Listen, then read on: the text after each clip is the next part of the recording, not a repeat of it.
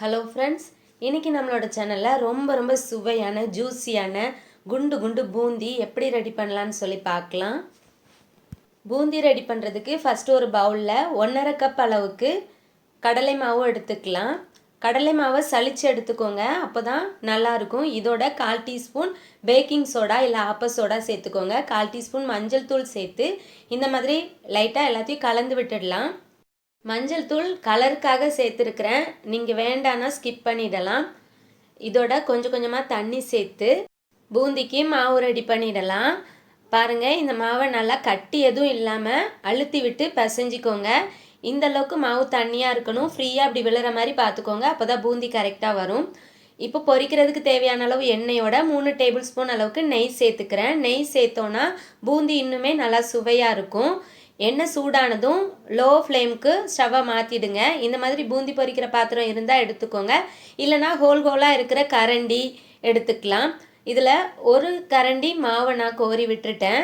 இது தானாகவே சொட்டு சொட்டாக விழணும், நம்ம கரண்டி வச்சு அழுத்தி விடுறது அந்த மாதிரிலாம் கூடாது.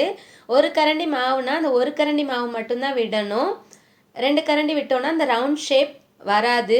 இல்லைனா நிறைய மாவு நீங்கள் விடணும்னு நினச்சிங்க, பெரிய பாத்திரமாக யூஸ் பண்ணீங்க அப்படின்னா ஒரு டம்ளரில் மாவு கோரி ஒரே டைமாக விட்டுக்கோங்க, அப்போ தான் அந்த ரவுண்ட் ஷேப் நமக்கு நல்லா வரும்.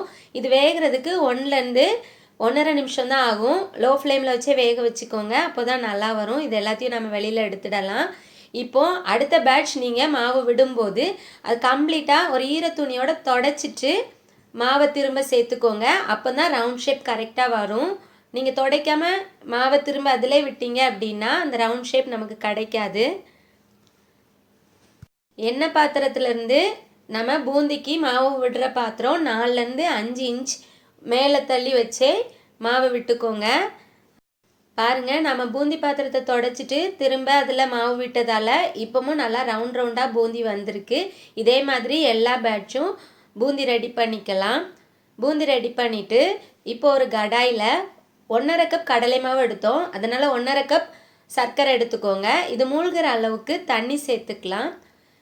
தண்ணி சேர்த்துட்டு லைட்டாக கலந்து விட்டுப்போம்.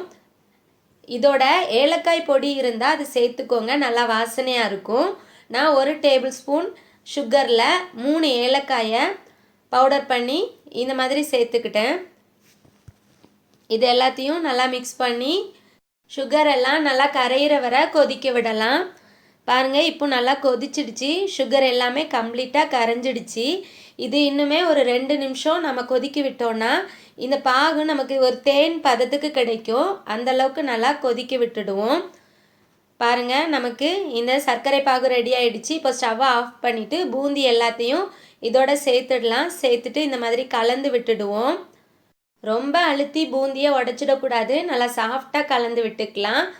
இந்த சர்க்கரை பாகு எல்லாத்தையுமே பூந்தி நல்லா உறிஞ்சணும், அப்போ தான் பூந்தி நல்லா ஜூஸியாக வரும்.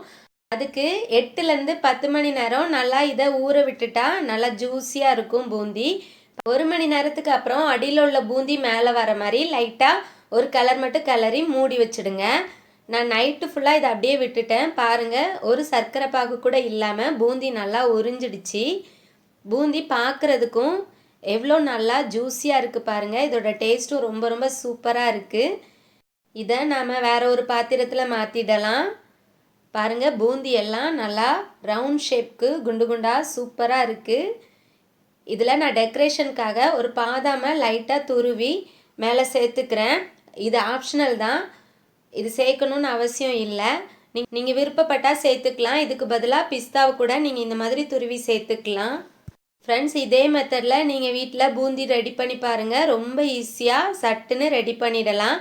இந்த வீடியோ உங்களுக்கு பிடிச்சிருந்தா மறக்காமல் லைக் பண்ணுங்கள், உங்கள் ஃப்ரெண்ட்ஸ் அண்ட் ரிலேட்டிவ்ஸ்க்கு ஷேர் பண்ணுங்கள். இதே மாதிரி நிறைய ரெசிபீஸ்க்கு மறக்காமல் நம்ம சமையல் ஃபார் யூ சேனலை சப்ஸ்கிரைப் பண்ணிடுங்க. Thank you friends.